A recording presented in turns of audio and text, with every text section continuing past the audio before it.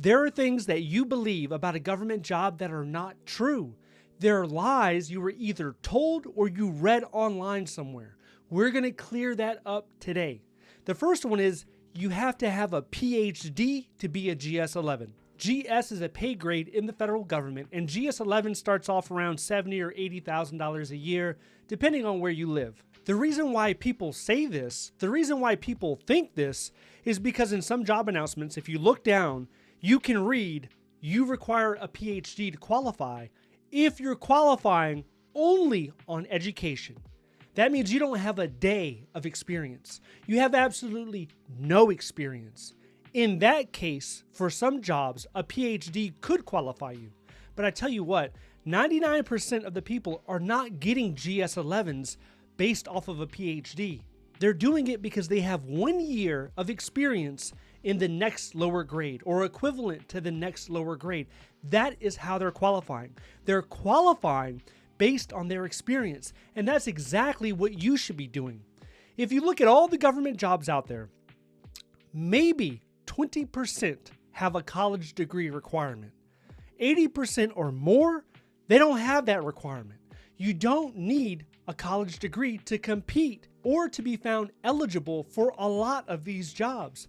There are GS-14s and 15s in DC, in other major metropolitan areas, Chicago, Los Angeles. These are people that have salaries of $150,000, $160,000 a year, and they don't have a degree. A lot of them, they either have a high school diploma or they have a GED. But what they do have, they have the experience. The next one is you have to know someone or have family in the government. It's true that a lot of people that hold government jobs today, they were made aware of the opportunity by a relative or a friend or an acquaintance, but I don't think that should be the way. Nepotism or just hiring people that you know is not going to ensure that you have the highest quality, the highest qualified individual in that role. So everyone should be aware of these opportunities and everyone should compete. And it's the mentality of, I don't know anyone, so I'm not even going to bother. That's what keeps a lot of people from actually getting into the government. Then there are some people who have friends in the federal government, but they're not helping them out. They won't even share their resume. They won't talk to the hiring manager on your behalf. So what good is it to have friends like that? There are thousands of people each and every day that are getting a federal government job that know absolutely no one. Of course, knowing someone in human resources, knowing a hiring manager, that can always help. But how do you meet these people? Especially if you're spending most of your time at your current job or maybe you're at home, how can you meet someone like this? Well, one of the ways, if you don't want to network, if you don't want to get on LinkedIn and do a bunch of networking, you could attend virtual hiring events. A lot of them are listed on usajobs.gov, but not all of them are. So every week I compile a list of all of the free virtual federal hiring events and I email it out. If you want me to email you this list, sign up to the free newsletter down below. Next is all the government jobs keep going to veterans, so why bother? Here's what you have to realize. 70% of the federal government, they're not veterans. They never served in the military. They never wore the uniform. And even if you have veterans that are competing for the job that maybe you're competing for, they still have to be found best qualified, right? So a veteran applies. Maybe he's found qualified.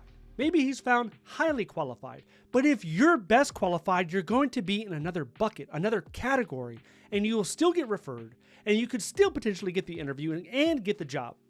Now, there are veterans out there. You think, if you're not a veteran, you could think, well, the only way to get in is to be a veteran. I've talked to dozens of veterans that are struggling to get in. They're frustrated. Many veterans quit the federal hiring process because they don't think they can get in. If you are concerned that a veteran's going to bump you out of consideration, there's a different strategy that you can use. What I would recommend is look at the direct hire jobs because they don't consider veteran preference at all if you're going through direct hire. So start with that. Also look at the urgent hire list. The urgent hire list has jobs in there the government cannot fill. So you have a better possibility of getting hired through a job series like that. And when it comes to agencies and job series, there are certain agencies that more veterans gravitate towards. And the numbers are published every year. You can look and you'll see that the Department of Defense has a lot of veterans. The Veteran Affairs has something like over 50% veterans. Then there's other agencies out there that if you look, the numbers are lower. They're like 5% or less. Veterans are less attracted to certain agencies by the whole, right? Just looking at things in aggregate, they're less attracted. Next is you have to take a GS5 or GS6 to get your foot in the door. This advice largely comes from other people who just had to get their foot in the door, and now they're passing on this advice to you. And if you do this, if you're sitting there, let's say you have 10, 15, 20 years of experience, and you buy into this idea that you have to take a GS6 in order to get into the federal government, that's the equivalent of giving up tens of thousands of dollars. You're going to be losing, let's say, $50,000, $60,000, $65,000 on your first year, because in actuality, with 15 years of experience, your particular experience, that could equate to a GS12, maybe a GS13 step 3, which is 6 figures. So you're comparing 6 figures with $40,000 a year, and it doesn't make any sense. Now, some people say, hey, I don't care. I'm in a financial position where I can make that sacrifice for the first couple of years. I just want to get into the government. And to those people, I'll say, that's still the wrong answer, right? Because you're not getting paid what you're worth. And to me, that strikes a nerve. When I hear that story, it kind of frustrates me. Now, it's your own personal business if you want to take a drastic pay cut, but I would recommend looking through the job series handbook and paying close attention to what type of experience that you have that can transfer into a government job. And not only that, do the step negotiation when you receive the tentative job offer. Next is the government pension is not worth that much. Is an extra $20K much? How about $30 or $40K extra every year? Is that much? Who is to say what is much? It's relative. Is it much for you? Is it much for me?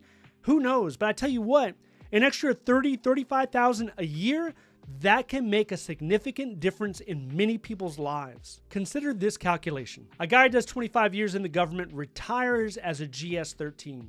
That would be an extra $35,000 a year. $35,000 on top of your Social Security benefit, on top of your TSP, and on top of any other investments that you might have made along the way.